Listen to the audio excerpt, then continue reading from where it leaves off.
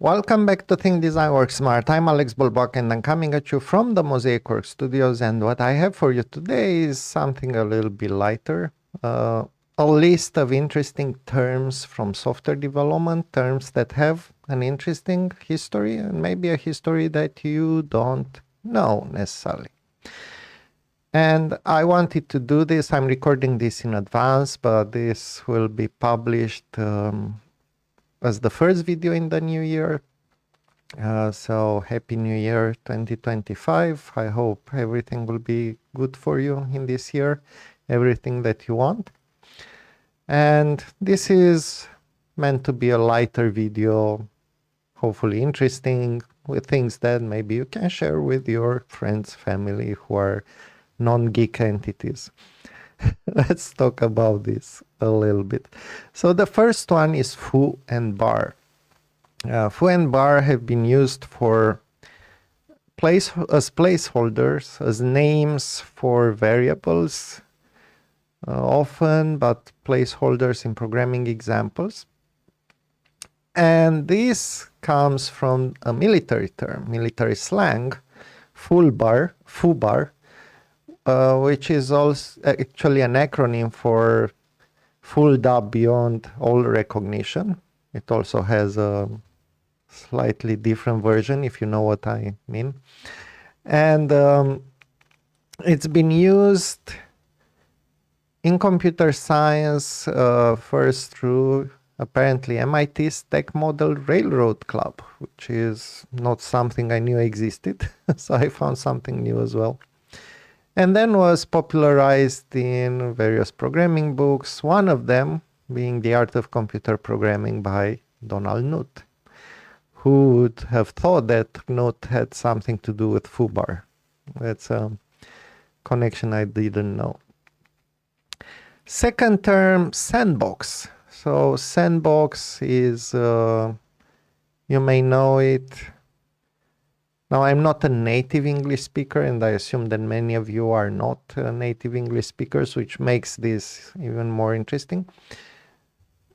Because we find terms in software development and we don't realize that these are related with real life terms. So a sandbox is a children play area. And it's meant to be safe, right? Because it's a place where children cannot hurt themselves while playing, or not very easily. So it then became first used as an isolated testing environment, a place where you can isolate your code and test it. But then nowadays it's come to be an even more interesting term. It's a security concept. Sandboxing your code means that nothing or very little things can happen to the host system when you have sandboxed your code, which means if people have if potential attackers exploit your code, they have very little chance of getting into other parts of the operating system. One particularly interesting use of this technology is WebAssembly. WebAssembly is basically an assembly language for web applications. Imagine that JavaScript is the programming language, but it had no assembly underneath it, like C++ or no machine code, right? So WebAssembly is kind of the machine code that can run on top of the browser, where the browser is similar with your operating system. And WebAssembly by default needs to be sandboxed because you don't want to affect the whole browser with programs that run in the browser. But this also makes it an interesting way to run microservices because you can sandbox it from other parts of the system. So that's an interesting application. Bootstrap. Another word that I hear a lot, and I heard the phrase pull oneself up by one's bootstraps, but the way you can interpret it, the way I've heard it, is more like you raise yourself by pulling yourself up from your bootstraps. I heard it a lot uh, in the context of people going over their own condition or growing outside their own initial condition. And but you can see it as self-initiation. So in computing, it's a process that starts itself. That's what a bootstrap is. And that's interesting, right? So bootstrap loader initializes the operating system on startup. Okay, so maybe it's not a process that starts itself. I think this is not the best definition. It's probably a process that starts another process would be kind of better. And as you know, maybe there's a JavaScript framework called Bootstrap, JavaScript and CSS, so basically web development client framework Bootstrap that is very widely used. And that also comes from here, but I think in that case it's more like, it's not necessarily something that you can load, but I think it also got synonymous with initiation, more or less. So Bootstrap is, the framework is something that you can use to start quickly, like boot camps are used for learning quickly a specific tool or a specific skill. Bug, now we get to the more interesting ones. The term bug, it traces back to an actual insect. I don't know how many of you know this story. I imagine some of you do. In 1947, Admiral Grace Hopper and her team were working on the Harvard Mark II computer. And these were big computers. These were room-sized computers. And they had to maintain them. And at some point, something was not working. Admiral Grace Hopper, I'm not sure she was Admiral back then, she went back to the computer room to look into an issue and found that the moth was stuck and got glued on because it melted on one of the electronics of the computer.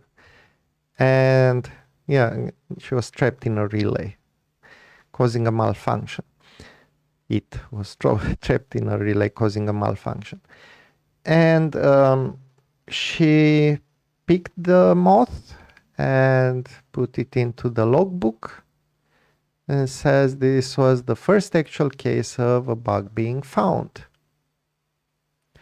Now, the term bug predates this incident, has been used in engineering since the 19th century to describe mechanical glitches, but this story popularized its use in computing. As far as I know, the logbook is in the Smithsonian Museum, or no, I think in the Computing Museum somewhere in US. So that's interesting. You can see the moth that gave us bug, as a term for malfunction in software. The other term, interesting term, is spam. Where does spam come from? Well, it turns out I knew that because I'm a big Monty Python fan. So Monty Python is comic troupe, I guess you'd call them. A British comedy group that recorded a lot of sketches, and they are really good. I love a lot of them. The parrot sketch is amazing, and yeah, I had a lot of fun with Monty Python. They also did a couple of movies. Uh, and fun fact, the name of the Python programming language comes from Monty Python. At least that's where it came initially. And they made a sketch where the word spam is repeated all over the sketch. It's basically, what's the menu for today in this bistro? And they say, we have spam, we have spam and spam, we have spam, spam and spam, spam, spam, spam, spam and spam, and so on. It's very funny. I'm not doing it any justice. I'm not good at comedy. And it drowns out everything else. So we can only talk about spam, spam, and spam. And so it was adopted by the initial early internet users. So when the internet culture formed, to describe the repetitive and unwanted messages, especially in email and news groups. So this is why it's called spam.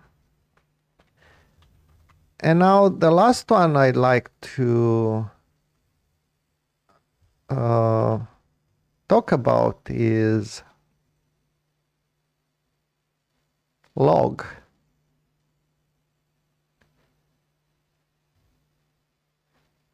Log, we are talking about log in terms of when we log data related to software, right? To the functioning of a program. But this actually comes from a record of observation readings, originally record of a ship's progress, which is short, sailor's shorts from logbook, the daily record of a ship's speed, progress, etc. But the interesting thing is where this comes from. Why was this called a logbook or a log? Well, it was called because they were doing the speed measurements with a piece of wood, which is a log. So the book so called because it recorded the speed measurements made by means of a weighted chip of a tree log on the end of a reeled log line, typically 150 to 200 fathoms, whatever that is. The log lay dead in the water, and sailors counted the time it took the line to play out. The line was marked by different numbers of knots or colored eggs tied at regular intervals, hence the nautical measurement sense of knot. Similar uses of the cognate word are continental Germanic and Scandinavian, such as German log. General sense, any record of facts entered in order is by 1913. So basically the reason we are calling logs log is because sailors were measuring ship's speed using a piece of wood. All right, this was it for today. I hope you find this interesting or at least amusing. And if you know any other words that are interesting in software development, let us know in the comments. Maybe we'll talk about those as well. Once again, Happy New Year. See you again soon. Thank you kindly for the view. Remember to think design and work smart. And I'll see you next Saturday.